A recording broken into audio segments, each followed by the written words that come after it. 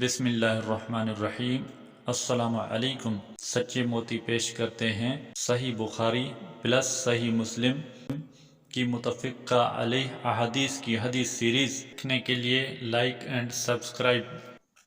حدیث نمبر 6 میں حضرت طلحہ بن عبید اللہ رضی اللہ عنہ بیان کرتے ہیں کہ نبی صلی اللہ علیہ وسلم کی خدمت میں نجد کا ایک شخص حاضر ہوا۔ اس کے بال بکھرے ہوئے تھے، اس کی گنگناہٹ تو سنائی دیتی تھی لیکن بات سمجھ میں نہیں آتی تھی۔ جب وہ قریب آیا تو معلوم ہوا اسلام کے متعلق پوچھ رہا ہے۔ آپ صلی اللہ علیہ وسلم نے فرمایا، دن اور رات میں 5 نمازیں ہیں۔ اس نے پوچھا، کیا اور نماز بھی مجھ پر ہے؟ آپ صلی اللہ علیہ وسلم نے فرمایا، نہیں، ہاں اگر تم رضاکارانہ ادا کرنا چاہو تو کرو۔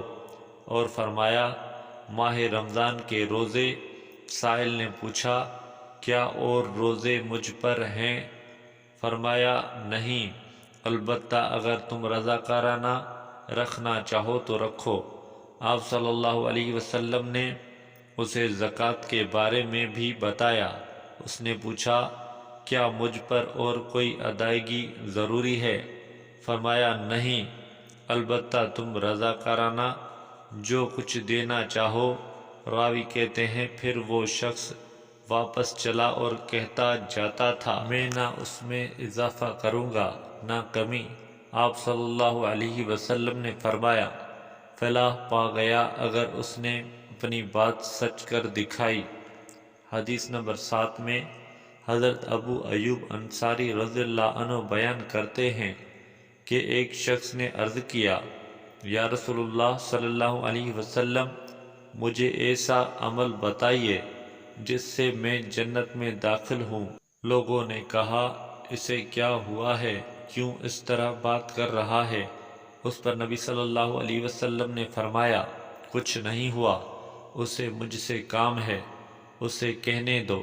پھر آپ صلی اللہ علیہ وسلم نے اس شخص سے فرمایا، اللہ کی عبادت کر، اس میں شرک نہ کر، نماز قائم کر، زکوٰۃ ادا کر اور رشتہ داروں سے حسن سلوک کر، اب نکیل چھوڑ دے۔ حدیث نمبر 8 میں حضرت ابو ہریرہ رضی اللہ عنہ بیان کرتے ہیں کہ نبی صلی اللہ علیہ وسلم کی خدمت میں ایک دیہاتی حاضر ہوا اور اس نے عرض کیا، یا رسول اللہ صلی اللہ علیہ وسلم، مجھے ایسا عمل بتائیے جس سے جنت میں داخل ہو جاؤں۔ آپ صلی اللہ علیہ وسلم نے ارشاد فرمایا، اللہ کی عبادت اس طرح کرو کہ عبادت میں اللہ کے ساتھ کسی غیر اللہ کو شریک نہ بناؤ۔ فرض نمازیں اور مقرر زکوٰۃ ادا کرو اور رمضان کے روزے رکھو۔ اس دیہاتی نے کہا، اس ذات کی قسم جس کے قبضے قدرت میں میری جان ہے، میں ان پر پورا عمل کروں گا۔ یہ کہہ کر جب وہ شخص واپس جانے کے لیے مڑا تو آپ صلی اللہ علیہ وسلم نے ارشاد فرمایا، جسے یہ بات پسند ہو کہ کسی جنتی کو دیکھے وہ اس شخص کو دیکھ لے۔